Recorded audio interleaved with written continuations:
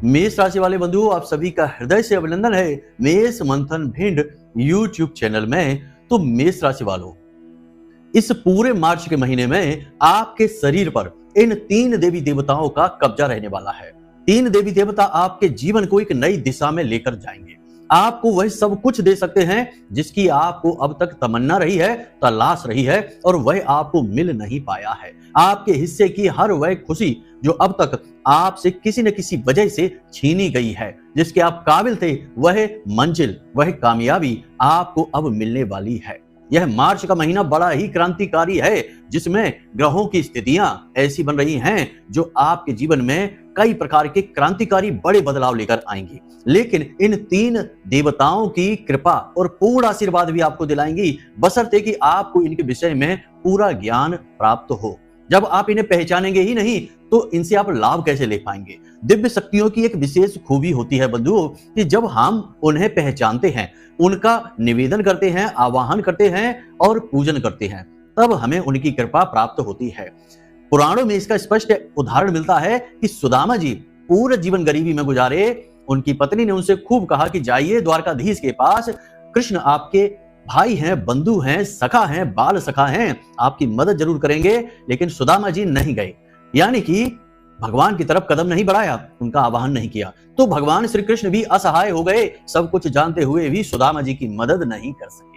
ठीक इसी प्रकार यह जो उदाहरण है, यह हमें यह बताने की कोशिश कर रहा है कि सुदामा जी एक साधारण मानव हैं और भगवान श्री कृष्ण नारायण हैं, ब्रह्म हैं। तो ब्रह्म और मानव के बीच का रिश्ता कैसा होता है? जब तक मानव अपनी आकांक्षाओं, इच्छाओं और अभिलाषाओं को त्याग कर भगवान की ओर कदम नहीं बढ़ाएगा, तब तक भगवान भी असहाय होते हैं, असमर्थ होते हैं इंसान की मदद करने के लिए। इसीलिए शायद यह कहावत बनी है कि भगवान भी उसकी मदद करते हैं जो स्वयं अपनी मदद करना जानता है।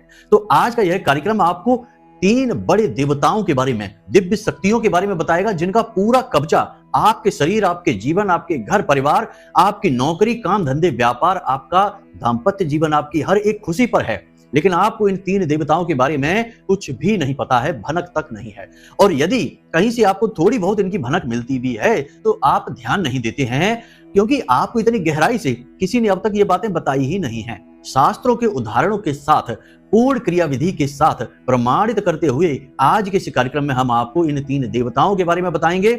और एक बात कि इन 3 देवताओं के बारे में समाज में किस प्रकार से चलन चल रहे हैं, क्यों लोग इन देवताओं से दूरी बनाते जा रहे हैं, जबकि ये 3 देवता आपको सब कुछ देने की क्षमता रखते हैं। असल में ये 3 देवता बने ही आपके लिए हैं, आपकी वजह से हैं, और आप इनको भूल चुके हैं, आपको इनके बारे में कुछ भी नहीं पता है। तो अब समय आ गया है कि जब आप इनके बारे में सब कुछ जानें, कैसे इन्हें खुश करना है। कहीं कोई देवता आपसे नाराज तो नहीं हो गया?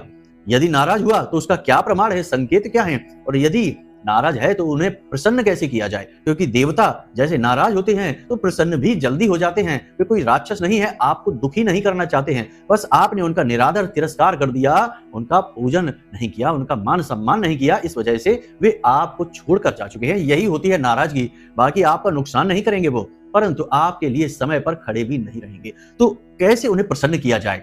या आपसे नाराज हुए भी हैं कि नहीं हुए हैं? नहीं हुए हैं तो बहुत अच्छी बात है। मतलब कि आज का यह जो ज्योतिषीय कार्यक्रम है, यह ना केवल आपको ग्रह नक्षत्रों के विषय में बहुत ही गहराई से ज्ञान देने वाला है, विस्तार से सब कुछ बताने वाला है, बल्कि आपको इन 3 देवताओं के बारे में भी ऐसी ऐसी रहस्यमयी बातें बताने वाला है यह कार्यक्रम कि आपकी सांसें कहीं भटक ही नहीं पाएंगी। पूरा ध्यान कार्यक्रम पर ही बना रहेगा। लेकिन बंधु, एक बार आपसे हमारा निवेदन यह जरूर है कि अभी आपको कार्यक्रम शुरुआत से अंत तक देखना है।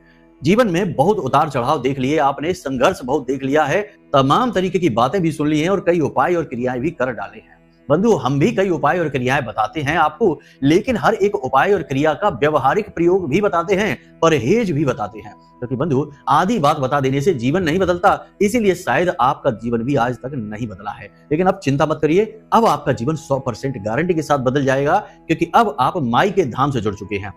अगर अभी तक चैनल सब्सक्राइब नहीं किया है तो जल्दी से कर लीजिए, माई के धाम से जुड़ जाइए। कमेंट बॉक्स में लिख डालिए कि मैं भी माई के परिवार का हिस्सा हूं, और हाँ, पूरे भक्ति भाव के साथ जय मां भद्रकाली ये लिखना मत भूलना, वरना फिर से वही बात होगी कि आपने माई का भी निरादर कर दिया।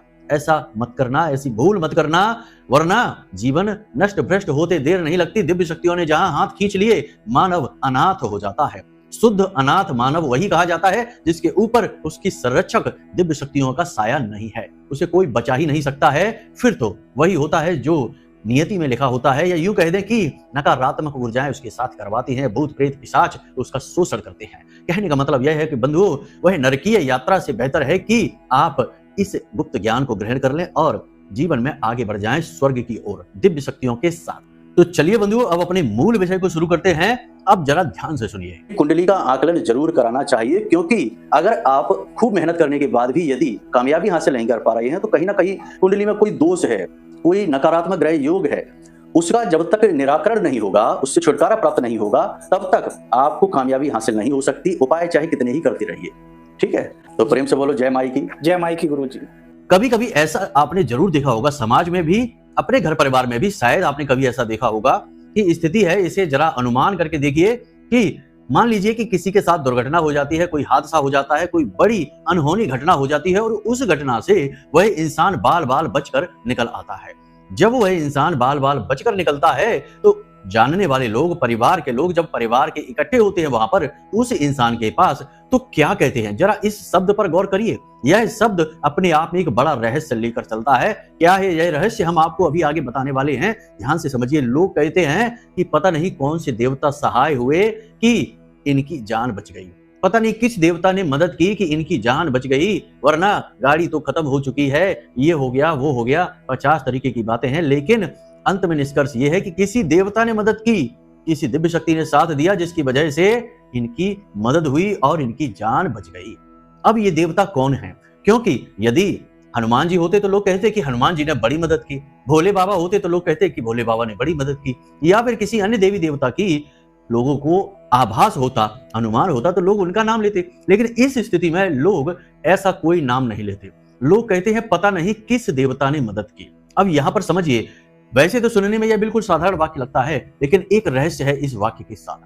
अब वह रहस्य क्या है, हमारा अध्यात्म इस विषय पर क्या कहता है, इसे ध्यान से समझिए। और एक बात कि इस विषय पर न केवल हिंदू धर्म में बल्कि मुस्लिम में, क्रिश्चियन में और भी जितने धर्म होते हैं, सभी धर्मों में इस विषय पर एक ही मत है, सभी का प्रमाण देते हैं। जैसे कि ध्यान से समझिए कि हमारा अध्यात्म यह कहता है, हिंदू धर्म यह कहता है कि हम कई जन्मों की यात्रा करते चले आ रहे हैं और उन्हीं जन्मों की यात्राओं में से किसी जन्म में हमने किसी विशेष देवी देवता का पूजन किया है, साधना की है, तप किया है। अब साधना का एक विशेष गुण होता है कि यह साधना समाप्त नहीं होती, इंसान जन्म लेता रहता है, मरता रहता है, लेकिन साधना उसके साथ चलती रहती है। और जिस दिव्य शक्ति को साधा गया है इस साधना के माध्यम से, यह दिव्य शक्ति भी हर जन्म में उसके साथ रहती ही रहती है। जी हाँ बंधुओं, लेकिन इस दिव्य शक्ति को पहचाना कैसे जाए?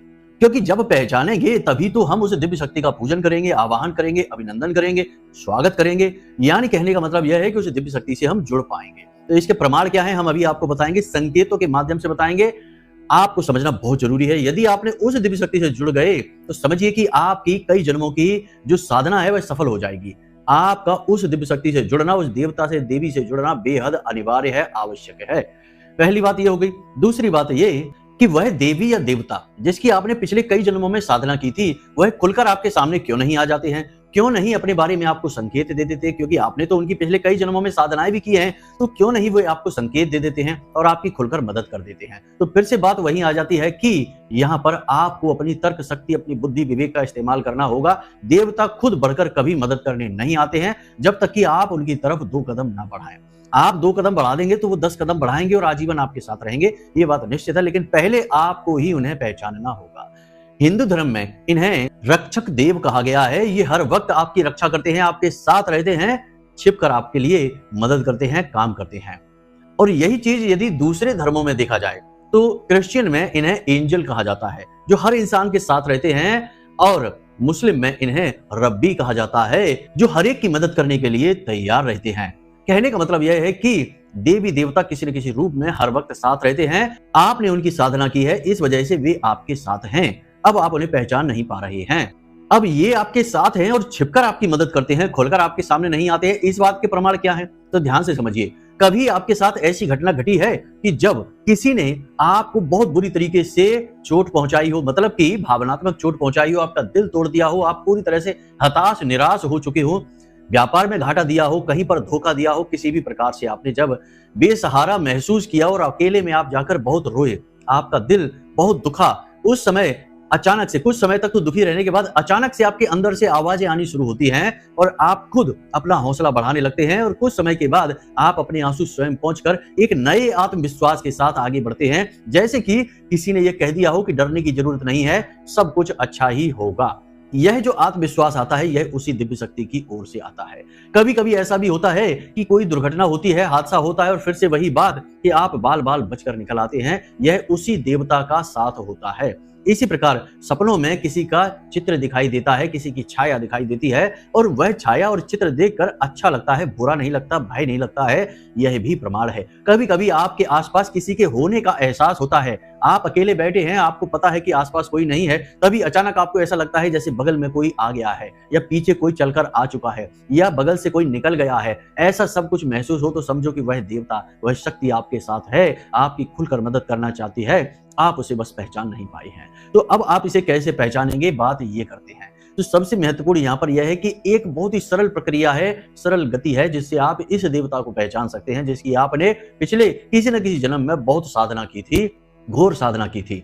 तो कैसे पहचानेंगे? अब यहाँ पर जितने लोग इस कार्यक्रम को देख रहे हैं उनके सबके मन में यह बात आ सकती है कि अरे गुरुजी, हमने कहाँ घोर साधना कर ली, हम तो बिल्कुल ऐसे ही हैं, हम तो पूजा पाठ भी नहीं करते ज्यादा, हम तो अपने काम में ही व्यस्त रहते हैं। तो सुनिए, आपके हम इस जन्म की बात नहीं कर रहे हैं, ना ही यह आपका पहला जन्म है, ऐसे हजारों जन्म आप लेकर आ चुके हैं और हर इंसान ने किसी न किसी जन्म में किसी न किसी विशेष देवी देवता का बहुत गहराई से पूजन किया है, साधन किया है, यह बात निश्चित है। तभी आप यहाँ तक आ पाए हैं। साधनाओं के बल पर ही इंसान उत्थान प्राप्त करते हुए नए जन्मों में विभिन्न श्रेणियों को प्राप्त करते हुए बुद्धिमानी को हासिल करता है, अपनी चेतना को जागृत करता है और मानव शरीर में बना रहता है। यदि इंसान की चेतना जागृत नहीं होगी तो उससे मानव शरीर भी छीन लिया जाएगा। जैसे हमारे हिंदू धर्म में कहा जाता है कि 84 लाख योनियां हैं, यदि आपके कर्म खराब हो गए तो फिर से उन्हीं योनियों में जाना पड़ेगा, बार बार जन्म लेना पड़ेगा, कीट पतंगों का, जानवरों का। तो मानव योनि में यदि आज भी आप ठहरे हुए हैं तो निश्चित बात है कि आपने अपने कर्म किसी न किसी जन्म में तो बहुत अच्छे किए हैं, किसी को साधा है। और एक बार जो कोई व्यक्ति किसी जन्म में साधना कर लेता है, गहरी साधना कर लेता है, तो फिर उससे मानव देह कभी नहीं छीनी जाती है, अगले जन्म में भी उसे मानव ही बनाया जाएगा। ऐसा कई पुराणों में प्रमाण मिलता है, जैसे कि जड़ भरत का प्रमाण मिलता है श्रीमद् भागवतम में। राजा भरत ही बाद में जड़ भरत बनकर पैदा हुए, हालांकि अपनी एक गलती की वजह से, क्योंकि अब उन्होंने थोड़ी सी मूर्खता दिखाई तो अपना जो तपोबल है वह समाप्त कर दिया, केवल एक हिरण के बच्चे के चक्कर में आकर। तो हिरण का जन्म अवश्य मिला एक जन्म के लिए सजा के तौर पर, लेकिन अगला ही जन्म जैसे ही उन्हें अपनी गलती का एहसास हुआ तो अगला ही जन्म फिर से मानव का उन्हें मिल गया और उसमें वे जड़ भरत के नाम से जाने गए। तो ये शास्त्रीय प्रमाण है जो हम आपको बातें बता रहे हैं। तो बंधु, अब यहाँ पर प्रश्न यह उठता है कि आप इस दिव्य शक्ति को कैसे पहचानें। तो ध्यान से सुनिए, ये क्रिया बहुत ही सरल है लेकिन बहुत ही शक्तिशाली है। भाव की बहुत आवश्यकता रहेगी, दिखावेबाजी से काम नहीं चलेगा। तो क्या करना है आपको? रात के समय जब आप नींद में जाते हैं उस समय यह क्रिया आपको करनी है। आपको अपने आसपास अपने रक्षक देव को याद करना है। आपका रक्षक कौन है, कौन सा देवता आपके साथ रहता है हर वक्त 24 घंटे, इसके बारे में जानना है। तो सीधी सी बात है कि रात को जब आप देवी देवताओं से जुड़ने की कोशिश करेंगे तो मोबाइल में तो व्यस्त रहेंगे नहीं या किसी से गप्पे तो हाँकेंगे नहीं। तो कम से कम सोने जाने से पहले आधे घंटे पहले आपको शांत हो जाना है, मौन हो जाना है, कुछ भी विचार मन में नहीं लाने हैं। विचार यदि आते भी हैं तो मन में यह सोचना है कि अभी छोड़ो, बाद में देखेंगे। कैसा भी विचार मन में आए, किसी से पैसे लेने हैं विचार आ रहा है, अभी छोड़ो बाद में देखेंगे।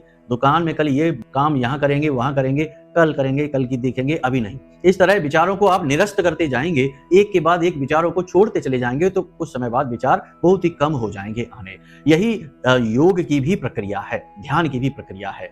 तो आप समझ रहे हैं ना कि आपको आधे घंटे तक केवल मौन रहना है, किसी से नई चर्चाएं नहीं करनी है, मोबाइल फोन तो भूल कर भी नहीं देखना है। तो ये क्रिया आपको करनी है। अब जब आप सोने जा रहे हैं उस समय आपको सीधे होकर बिस्तर पर लेट जाना है और अपनी छाती पर दोनों हाथ रखने हैं इस तरह से, और सीधे होकर लेटना है, छाती पर दोनों हाथ रखने हैं और अपनी आंखें बंद करके इस तरह से प्रार्थना दोहरानी है कि हे प्रभु, हे देवता, हे रक्षक देव, आप कौन हैं? हम आपके बारे में नहीं जानते हैं, लेकिन हम यह जानते हैं कि आप हर वक्त हमारे साथ रहते हैं, हमारी मदद करते हैं, हमारे से जुड़ना चाहते हैं, लेकिन हम आपको पहचान नहीं पा रहे हैं।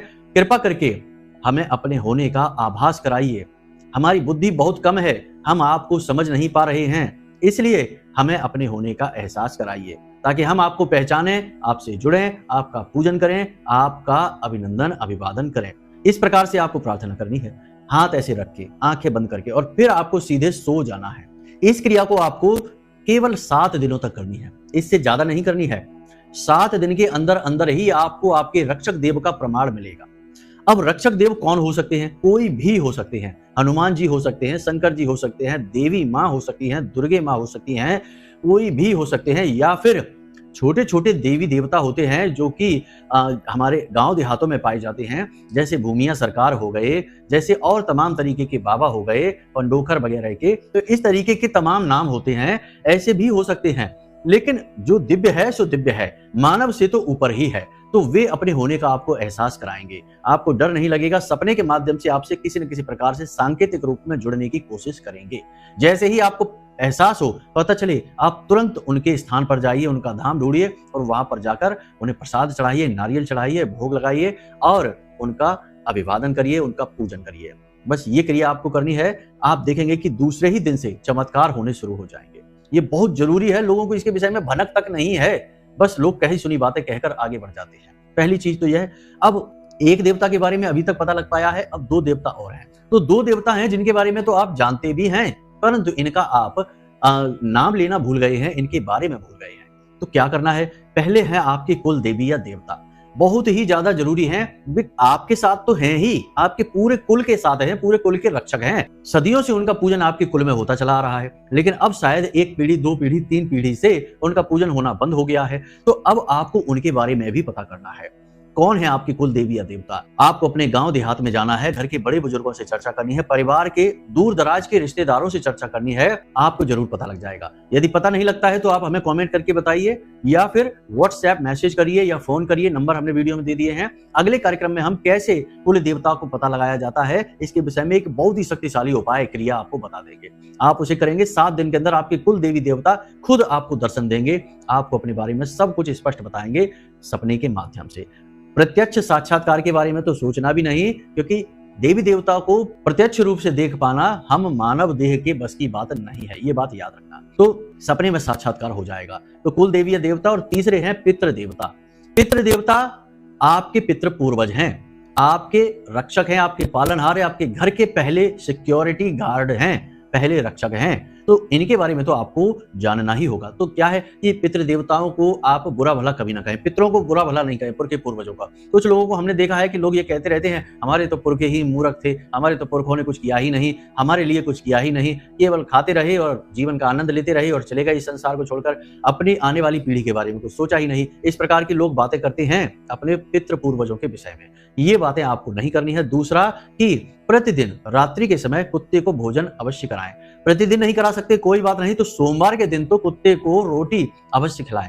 कुत्ते को रोटी आप खिलाएं तो उसको सरसों के तेल से उसे चुपड़ दें, थोड़ा सा सरसों का तेल उसके ऊपर लगा दें और उसे अपने दाहिने हाथ से खिलाएं और दक्षिण दिशा की ओर मुख आपका होना चाहिए। ऐसे आप कुत्ते को एक रोटी खिला दें, सोमवार के सोमवार खिलाएं। आपके पितृ आपसे प्रसन्न रहेंगे, आपसे जुड़े रहेंगे। याद रखना कि आपकी शरीर पर, आपके प्रॉपर्टी पर, आपके जीवन पर आपके पितृ देवताओं का पूरा कब्जा है, पूरा नियंत्रण है, क्योंकि आपका सब कुछ उन्हीं की देन है। आपके कुल देवी देवता का भी है, क्योंकि कुल देवी देवता का भी पूरा योगदान है आपके कुल को बचाकर यहां तक लाने में कि आप आज जीवन को जी पा रहे हैं। इसी प्रकार आपके रक्षक देव का भी पूरा योगदान है। आपको आज जब आप इस कार्यक्रम को देख रहे हैं, किसी भी स्थिति अवस्था में हैं, यहां तक पूरी तरह से बचाकर लाने में आपके रक्षक देव का पूरा हाथ है। जी हाँ बंधुओं, क्योंकि अब आप सोचेंगे कि इसमें कौन सी बड़ी बात है। आप एक सांस अभी ले रहे हैं, अगली सांस आपको मिलेगी या किसी को भी मिलेगी, इसकी क्या गारंटी है? किसी को कुछ नहीं पता। लेकिन आपने इतनी अवस्था तक जीवन जिया कि आपने कई वर्ष का एक अच्छा जीवन जी लिया, उतार चढ़ाव भरा, तो यहाँ पर आपके रक्षक देव ने आपकी हर पल मदद की है।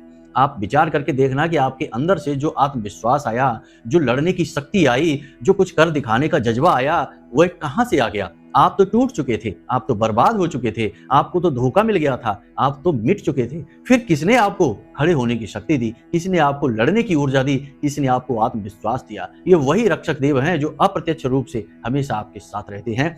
हमारा हिंदू धर्म तो यहाँ तक कहता है कि जब हमारा अंतिम समय आता है, यानी हर मानव का अंतिम समय आता है, तो उसके रक्षक देव उसके सामने साक्षात प्रकट होते हैं। जी हाँ बंधुओं, इसीलिए आपने देखा होगा कि जो लोग मरणासन्न होते हैं, मरण शैया पर होते हैं, मरण धर्म होते हैं, वे लोग ऐसी बातें करते हैं कि उन्हें कोई दिखाई दे रहा है, देखो यहाँ पर कोई खड़ा है, देखो वह हमसे कुछ कह रहा है, वह हमसे कह रहा है कि अब चलो। ये वही रक्षक देव हैं जो प्रकट हो जाते हैं साक्षात उसी इंसान के लिए और उससे कहते हैं कि बंधु, हमारे भाई, हमारे प्रिय, अब चलो इस संसार से विदा होने का समय आ गया है। बंधु, ये सारी बातें भयभीत करने के लिए नहीं है, ये सारी बातें आपको जागृत करने के लिए हैं। कोई भी नहीं बताएगा ये बातें आपको, साधना के अनुभवों से ये बातें पता चलती हैं, अनुभूतियां होती हैं, तब पता चलती हैं। लिखी पढ़ी की तो 100 बातें होती हैं, कही सुनी की 1000 बातें होती हैं, लेकिन मूल सार तत्व एक ही होता है। वही हमने आपको इस कार्यक्रम के माध्यम से देने की कोशिश की है। यदि अच्छा लगा हो सब कुछ तो कमेंट में बड़े प्रेम के साथ जय माई की अवश्य लिख देना।